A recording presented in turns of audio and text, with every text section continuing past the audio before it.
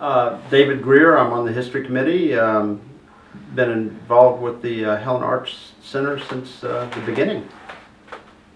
Carol Powell. I'm on the History Committee, and I've been involved for about 10 years, and history is my passion, so this fits really well.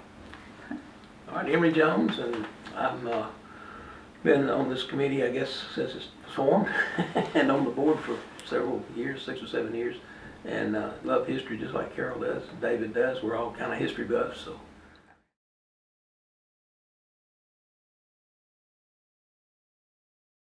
There was a desire to have the history of Helen displayed since the beginning of the Art Center. This part with the Alpine Helen history was a little more recent. It's kind of a tribute to John Collick. When John Collick passed away, they wanted to recognize John Collick's contribution to the Alpine theme in Helen, and so this part was added more recently, probably 5 years ago. About 5 years ago.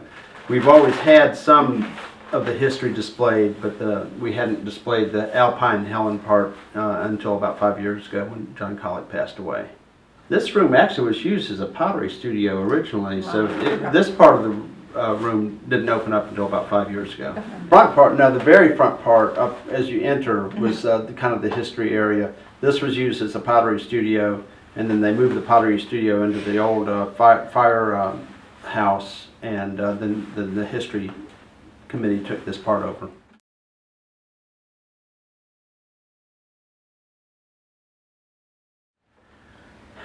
Well, by committee. Yeah. We basically thought of a theme of going forward in time, starting with pre-contact, the Indian Mound. That's a 10,000-year-old area out there. They've dug the bones out and found bones in there. So it was a burial mound. And then at one time there was several mounds in the valley, but that's the one that survived the farmers. And then we wanted to show it coming up through time, and one of John Collick's paintings depicted a little Indian village around the mound. And so one of our members, Mike Banky, did the diorama for us. And it's kind of just a group effort. Everybody just pitched in here and there where they could. And then as we move forward in time, there's the settlers that came in the early 1800s, the finding of gold, the timber companies came in, the incorporation of Helen, and then of course during the 30s and 40s it was growing, and we're trying to depict the logging industry, and then the Wilkins brought in the Wilco Argyle sock factory, and then in 1969, which by the way this is our 50th anniversary, a group of businessmen then formed the idea for an alpine village, and most especially John Collick was very instrumental in depicting how it would look. So I guess you could attribute the actual alpine look to Mr. Collick. And as we got into here, we wanted to show the little vignette of his studio where he used to create all of these sketches and paintings. And that is actually the view looking out his studio window in Clarksville. And Ms. Collick was very gracious in allowing us to be the only history center that would display a tribute to him as well. I was going to say, a lot of the stuff that's on display, we did not pick. It kind of picked us, These various folks had this memorabilia they didn't know quite what to do with, and it kind of came here. So this is how it ended up. And here. John was not only instrumental in Helen and the design of Helen and everything, but the whole history of the valley. Each one of his paintings is like a history book. He did research on it, and he did this 4 seasons of Nakuchi, which showed the Indian period in the fall of the year, and then it showed the 30s and 40s, 20s and 30s when the trains came through, and that was in the spring of the year, I guess. And then he had the other ones. The last one was the Crescent Hill Church, and that was the winter. So it showed the 4 seasons of Nakuchi, but also, and so that's a great starting point. And John is just so instrumental. It's just altogether fitting that we have something that represented him and all he had done here. They were donated, yes. yeah. It was basically, so we had all this treasure trove, I guess, for lack of a better word, to put on display. So that's why this room, eventually became the history room. Was we had all this memorabilia to display. So and John actually tells the story on the DVD that he had experienced Northeast Georgia before he died. About 75 places to visit. Of course, Helen was one of them. And David put together this tremendous little video that you come in and sit down and you can hear John actually tell you in his own words.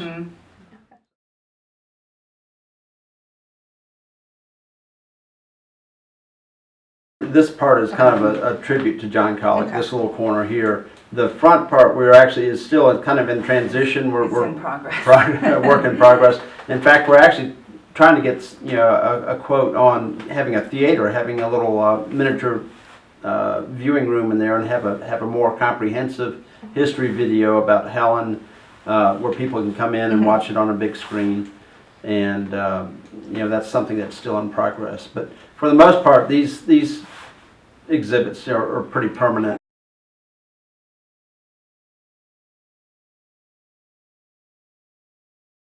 I do take some of my buses on tour through here, and the most common comment is that we know it looks like a Bavarian village, but why did Germans settle here? That's the common, and it's always been my hope and wish that people would dig behind the scenes and find out, how did it become this?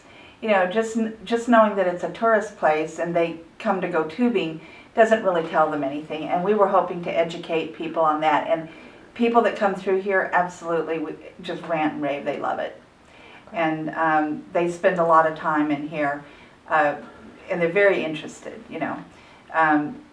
Even the kids, I'm amazed. They will look at the diorama and imagine themselves back in an Indian village or something. But the adults just really enjoy it very much.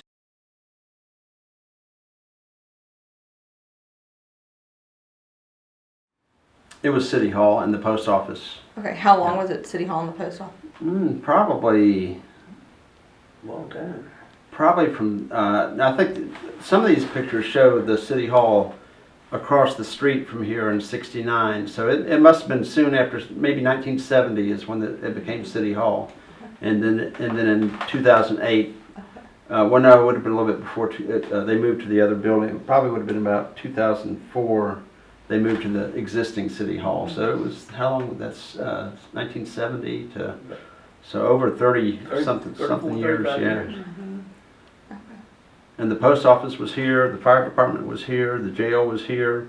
The CVB actually operated from one room upstairs in the very top of this building for a lot of years too. The old fire station stalls are still out there.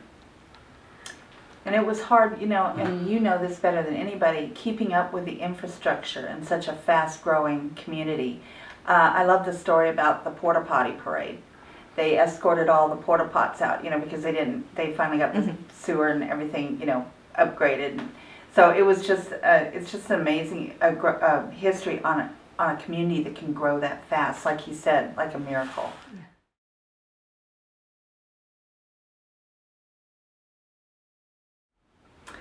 Well, I think part of it was the economy at the time. The city actually did try to sell the building. We actually had an auction. I remember sitting in here trying to auction off this building, and nobody bid what the city felt like it was worth. So we kind of brainstormed and said, the town doesn't really have anything that's oriented towards the arts, as far as a center goes, and we just thought that might be a good idea to have a non-profit sort of art center, community center here in Helen. Yeah. Perfect choice, perfect location.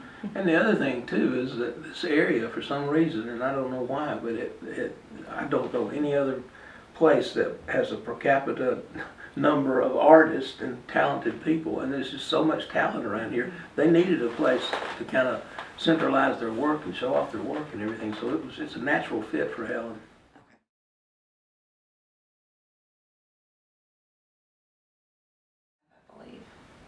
Was that? No, it would have been more like it was well, I was on the city council when we voted to make this an art center, and it was right when the economy went south. So it was 2008. Yeah, about Yeah. 2008 is when the Yeah. One thing that I think people are impressed with is Helen. It basically is a miracle. I mean, the fact that Helen exists as it does today is kind of a miracle. It goes back from it was kind of a town in decline, and 3 or 4 businessmen get together and have this idea, and then John Collick got involved in the synergy between the 3 of them. They all brought a different, unique thing to the table, and John, being the artist, had the most visible role, but the other folks did too. But it really took off, and it had its ups and downs over the years, and all kinds of things happened, and there's stories and stories and stories about things that went on, and the early promotions they had, the balloon race, and Malcolm Forbes being here, and they had the Clydesdales, Budweiser Clydesdales one time. But it's just really a miracle that how all this came together. It's unique to the whole world, really. I don't know of any other town in America that has an alpine village or anything like it.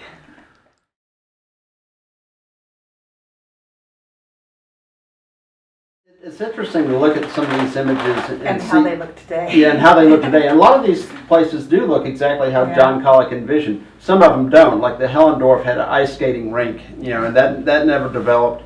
There was also a proposal to build a trolley from Helen up to Unicoi State Park, and it never really did fully develop either. They had one trolley car that was built by David Wall. And it sat in the field for about 20 years, Yeah. but there was no track for it to run up and down on. So Isn't it still? Is it still over at that motel? I was told that Terry Sims owns it now, Okay. but I'm not sure. And then there was a 9-hole golf course, believe it or not, right where Wendy's is sitting. Yeah. And you can see that in the sketches.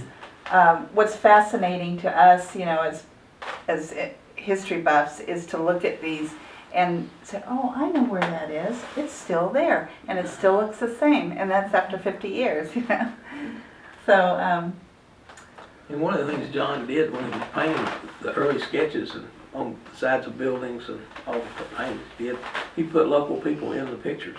So they come on the weekend, they go get their families and come in and say, hey, there's Daddy, or there's Granddaddy, or there's me. And that was just part of the promotion, getting people into town. You had asked about what we personally thought about the images here. I think some of the most fascinating images are the before and after. Yeah. The photos, How Helen did look in the 60s, in the 50s and 60s. And we talk about how a lot of the Alpine buildings haven't changed in 50 years, but it did go through a drastic change between 1969 and early 1970s. It was a big change.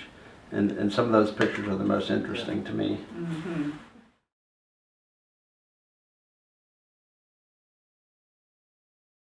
Go ahead. Well, I did want to say that we would really, as a history center and as an art center, we need a lot of community support. And I personally am hoping that we get maybe a patron or someone that can support us and our growth, because this is such an integral part of our tourism.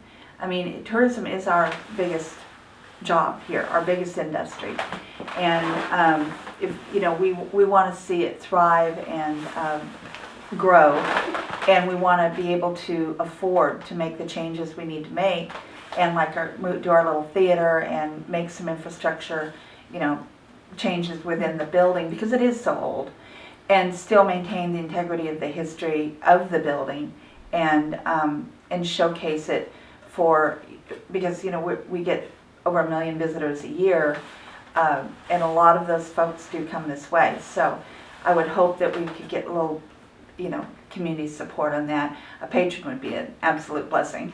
And I think that, I just say that when tourists come to Helen and they want to see how Helen happened, that's what they all want to know. This is the place to come to find out. And I think this has been really good for tourism, because tourists come and there's a lot of repeat business here, I understand. And a lot of folks, I know several people that buy art for souvenirs now when they go on a vacation, and they'll take it and have a little picture they hang in their house and all that. So that's an opportunity for folks to do that. And my wife even got started doing that now. We go somewhere. Problem is we go to Charleston all the time, so all our pictures are Yeah. Charleston. But this has been good for Helen. It's been good for the area, and we need volunteers, more local people that want to come and help support this place and volunteer to work here and actually be a part of it. The better.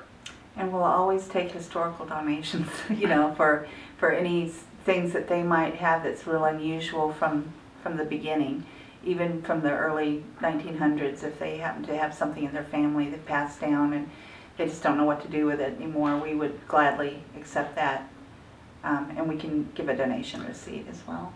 Even the pre-Alpine Helen history is pretty fascinating. In fact, that's the part that's closer closer to my heart. Really, is the sawmill was here. They had gold mining. That, you know, it was, even that part of the history is it's a whole nother story. You know, that we try to talk about here too. So